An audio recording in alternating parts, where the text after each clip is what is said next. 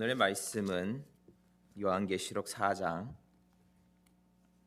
1절에서 3 말씀을 같이 보도록 하시겠습니다.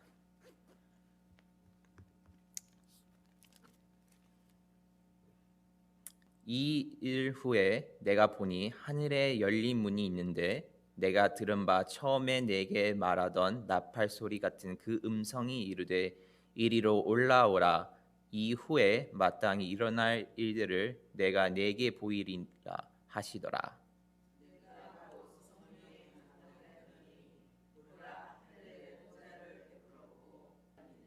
다 같이 읽으시겠습니다.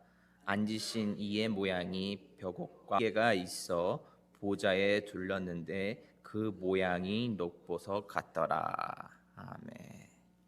드디어 저희들이 예수님께서 일곱 교회에 주시는 말씀 후에 끝난 뒤에 이제 성령님께서 사도 요한에게 주시는 장차 있을 일에 대해서 말씀해 주시는 이제 4장으로 넘어가게 되었습니다.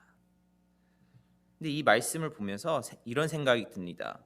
과연 우리가 장차 있을 일에 대해서 미래에 대해서 뭔가 이 일곱 교회에 주시는 그 말씀만 가지고 우리가 열심히 경건하고 아름다운 신앙생활만 하면 되는데 우리가 굳이 미래에 다가올 있어야 환란이 올 그 상황을 우리가 깨닫고 알아야 되는 것인가? 라는 생각이 들면서 과연 우리가 구원에 대해서만 해서 만약에 우리들에게 구원을 주시는데 종말도 엄청 많이 말씀해 주십니다. 그런데 종말이 중요하지 않았다면 과연 예수님께서 하나님께서 성경 말씀에 계시해 주셨을까요? 우리가 구원만 생각한다면 종말론 없이 구원만 생각한다면 우리의 구원은 완전히 해주실 수가 없습니다. 그 두 가지의 것을 다 이해를 하고 깨달을 때 우리가 우리의 구원이 이렇게 완성되어지고 예수님께서 주시는 말씀이 무엇인가를 깨달을 수 있을 줄 믿습니다.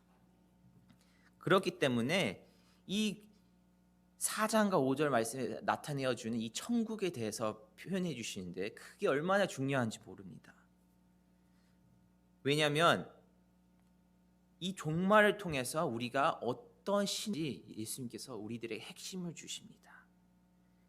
이 종말과 구원은 같이 가야 되는 것입니다. 만약에 종말론이 그저 한 미래에 있을 그냥 이야기였다면 그것은 영화에 나올 법한 정말 할리우드 같은 이야기입니다. 세상에 환란이 와서 막 땅이 갈라지고 이런 것들을 보면 진짜 할리우드 영화에서 나오지 않습니까? 그런 거에 영화에 지나지 않은 것입니다. 그렇기 때문에 이 종말론이 중요하다는 게 깨달았기 때문에 이 베드로서 후서 3장에 보면 베드로는 이렇게 말합니다. 그러므로 사랑하는 자들아 너희가 이런 것들을 바라보고 있으니 주님 앞에서 점도 없고 흠도 없이 평강 가운데 나타나도록 힘쓰라. 우리가 다가올 그 종말 환란에 대해서 우리가 깨달을 때에 우리가 그만큼 우리의 신앙을 지키기 위해서 노력을 한다는 것입니다. 그렇기 때문에 우리가 이미 받은 구원만 생각하는 것이 아니라 아직 완성되지 않는 그 구원에 대해서 우리가 깨달을 때 우리가 더욱더 충실하게 예수님께 주신 그 일곱 교회의 그 겉면을 우리가 충실히 이행할 수 있는 믿음을 가질 수 있다고 봅니다. 1절에서 예수님께서 이제 사도 요한에 대해서 새로운 사명을 주십니다. 하늘에 열린 문을 보게 되고 처음 들었던 나팔 소리 같은 음성을 듣게 된다고 했습니다. 그래서 하나님께서 이리로 올라오라. 그 이후에 마땅히 될 일을 내가 내게 보이리라. 이게 굉장히 중요한 말씀입니다. 이 땅에 다시 오실 마지막 때에 하나님께서는 왜 사도 요한에게 천국의 모습을 다시 보여주셨을까요? 왜냐하면 가장 핵심인 것은 사도 요한에게 천국을 다시 보여줌으로써 사도 요한이 그 말씀을 전파할 때 우리들이 천국의 소망을 가질 수 있기 위한 것입니다. 천국은 우리가 가볼 만한 곳이 아니라 반드시 가야 할 곳입니다. 그렇기 때문에 사도 요한에게 이 하늘문, 이 천국의 모습을 보여줌으로써 그 천국의 그 아름다운 모습들을 말씀을 복음을 전할 때 우리가 그것을 깨닫고 우리가 반드시 가야 되겠구나. 그래서 예수님께서 주시는 그 권면의 말씀을 가지고 정말 말씀을 읽고 듣고 지켜서 이기는 신앙인이 되자라는 것을 깨닫게 하기 위해서 이 사도 요한에게 시작을 이렇게 천국을 보여주심으로써 시작을 하십니다. 그렇다면 사도 요한이 과연 언제 그 사명을 받았습니까? 우리는 라디오계 이후에 사도 요한이 사명을 받았다고 봅니다. 예수님께서는 그때에도 오신다고 합니다. 계시록 19장 11절 말씀에 또 내가 하늘이 열린 것을 보니라고 하십니다. 그리고 나서 요한에게 나팔 소리로 음성을 들려주십니다. 그것은 나팔 소리라는 것은 명령을 말해주고 있는 거예요. 하나님께서 명령하십니다. 네가 이 하늘로 올라오라. 그래서 사도 요한은 비록 몸은 밤모섬에 있었지만 그 영이 하늘에 이끌려 올라가서 그 천국의 모습을 보게 된 것입니다.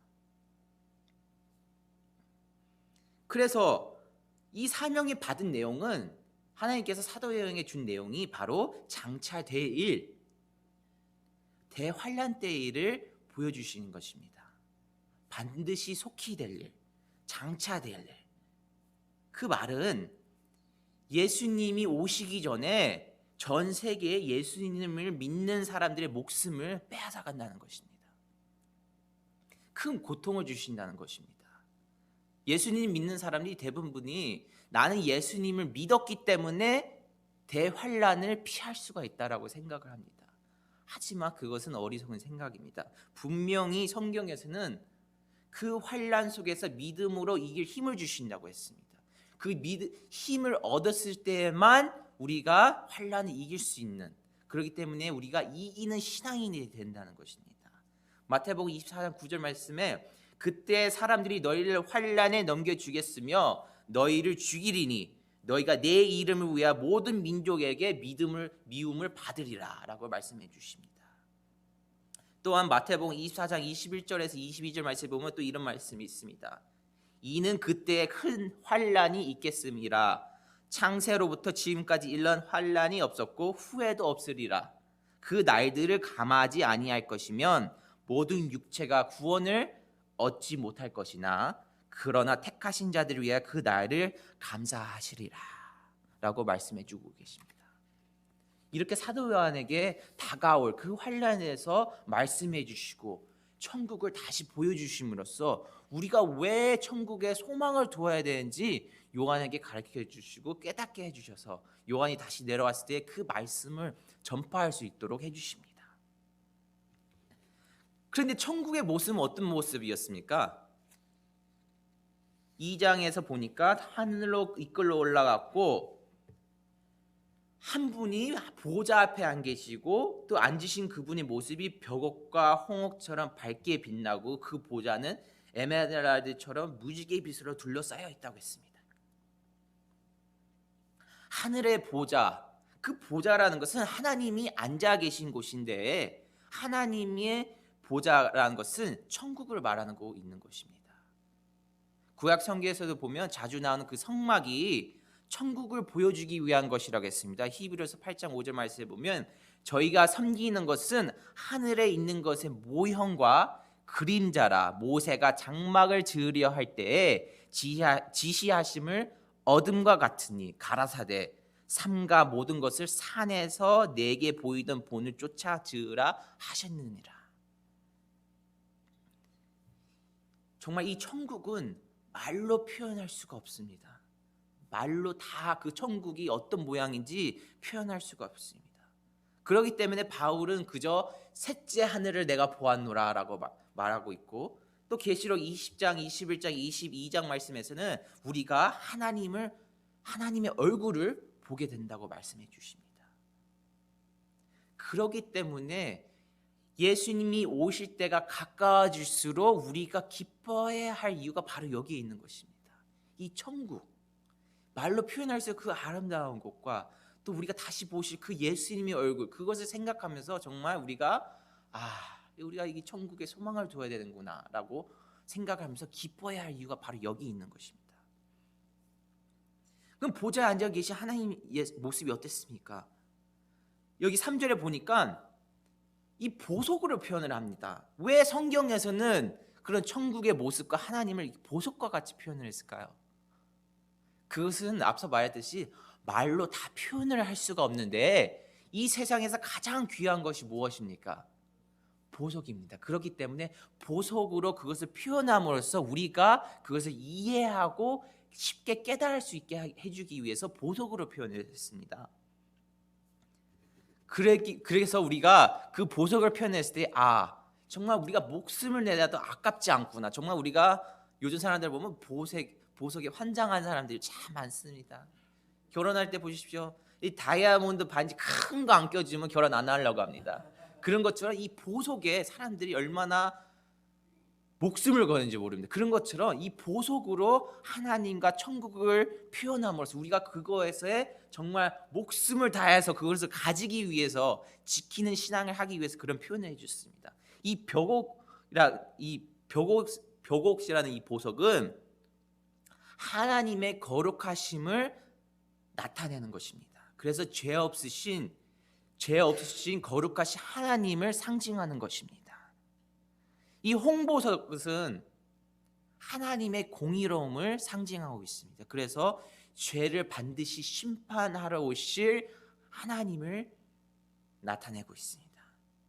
또한 보좌에 둘러진 그 무지개라고 또 표현되어 있는데 그 무지개가 무엇입니까? 성경에서 말하는 무지개란 바로 하나님의 약속을 가리킵니다. 그렇기 때문에 하나님 보좌에 무지개가 있다는 것은 하나님께서 어떤 일이 있더라도 그 약속을 꼭 지키시겠다는 정말 약속을 지키시는 분이라고 말씀해주고 있습니다. 창세기 9장 13절 말씀에 내가 내 무지개를 구름 속에 두었나니 이것이 나의 세상과의 언약 증거이니라 라고 말씀해 주십니다. 또한 마지막으로 놋보석이라고 했는데 놋보석은 생명의 주인이신 하나님을 가리키고 있습니다. 정말 이렇게 각종 보석들로 하나님과 이 천국을 표현하면서 우리가 정말 그 천국의 소망을 두고 귀히 여길 줄 아는 그런 신앙을 가지시기를 정말 하나님께서는 원하십니다.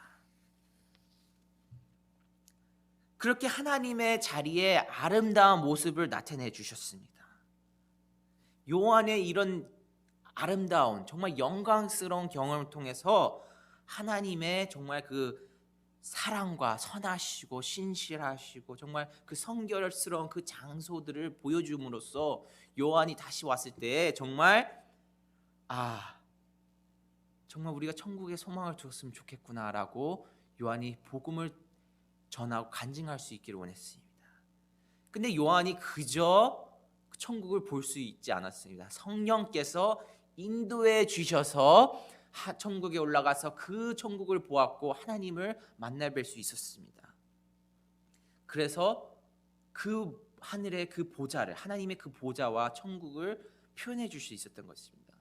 그러면 요한은 볼 수 있는데 우리는 왜 볼 수 없습니까? 요한도 항상 볼 수 있었던 것은 아닙니다. 그 당시에 잠깐 성령님께서 인도해 주셔서 성령님께서 역사하셔 다시 내려와서 말씀을 전포할 수 있도록 그 땀에 보여준 것이 항상 볼 수 있었던 것은 아닙니다. 근데 우리는 왜 볼 수가 없습니까? 그것은 바로 죄 때문에 그런 것입니다. 우리가 죄로 인하여 우리의 눈이 어두워졌기 때문에 그런 천국의 모습과 천국의 소망을 두는데 정말 이 천막같이 가리움을 줍니다. 안개 속에 있는 것처럼 하나님의 섭리를 알 수가 없습니다. 우리의 귀가 닫혀 있습니다. 그렇기 때문에 하나님께서는 그렇게 천국의 소망을 둠으로써 우리가 이 모든 구원은 우리에게 선물로 주셨지만 그것을 선택하는 것은 우리의 몫이라는 것입니다. 그래서 이 계시록 4장에서 18장까지 이 대환란의 내용을 실어 있습니다. 근데 이 오늘의 본문 말씀이 바로 그 서막인 것입니다. 하나님의 보좌에 대해서 말씀해 주심으로써 우리가 천국의 소망을 두고 다가올 환란에도 흔들리지 않고 정말 우리가 말씀을 읽고 듣고 지켜서 이길 수 있기를 바라시기 때문에 이렇게 우리들에게 천국의 모습을 보여주시고 하나님의 모습을 나타내 주시는 것입니다. 근데 생각해 보십시오. 사도 요한이 천국에 올라가서 그 아름다운 무엇을 보았습니다. 하나님을 보았습니다. 그럼 사도 요한이 다시 이 세상에 내려왔습니다. 그럼 어떤 마음이 들겠습니까? 정말 그 모습을 전파하고 모든 사람이 구원받아서 다 같이 천국에 올라가서 하나님과 찬양하고 인생을 즐기길 원할 것입니다. 얼마나 마음이 두근거렸겠습니까? 그 아름다운 것을 나눠주길 원합니다. 그런 것처럼 우리가 천국에 소망을 두고 구원을 받아서 천국에 소망을 두었을 때 하나님께서도 우리가 그 두근거린 그 사랑을 세상에 전파하기를 원하실 것입니다. 우리만 이기적으로 천국에 가는 것이 아니라 우리가 정말 구원을 받고 깨달았을 때, 그 아름다운 천국의 모습을 깨달았을 때 그 두근거리는 그 사랑을 가지고 세상에 나가서 말씀을 선포하기를 원하십니다. 복음을 전파하기를 원합니다. 모든 사람이 다 같이 정말 하나님과 함께 천국에 가길 원하실 것입니다. 그러나 우리는 너무나 이기적인 신앙을 합니다. 그저 나만 천국에 가면 되지. 그저 나만 교회에 나와서 열심히 하면 되지. 내 가족만, 내 짝꿍만, 내 자식만. 그러다 보니까 하나님께서 주신 말씀이 다 선포되는 것이 아니라 한정되어지는, 좀 하나님이 계신 곳은 이 세상 곳곳에 계신데 한정되어지는, 우리 가정에만 있는 것 같이 표현이 됩니다. 이 교회에만 있는 것 같이 표현됩니다. 하지만 오늘의 말씀에 보면 하나님께서는 사도 요한을 이끌어서 천국에서의 그 모습을 보여줌으로써 다시 내려와서 요한이 그것을 깨달았을 때 정말 두근거리는 그 마음을 가지고 세상에 그 천국의 모습을 나누어주고 이야기를 하고 하나님의 모습을 전파함으로써 우리들이 모든 사람이 다 깨닫기를 원하십니다. 그래서 우리가 환난을 다 같이 이기시기를 원하는 것입니다.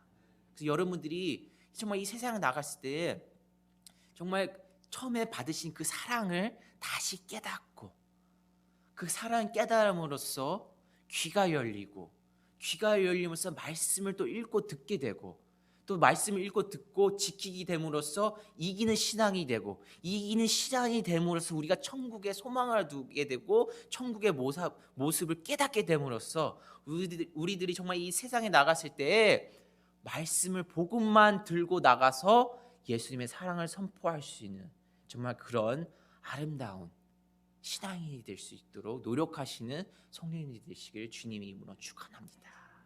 다 같이 기도하시겠습니다. 사랑이 많으신 하나님,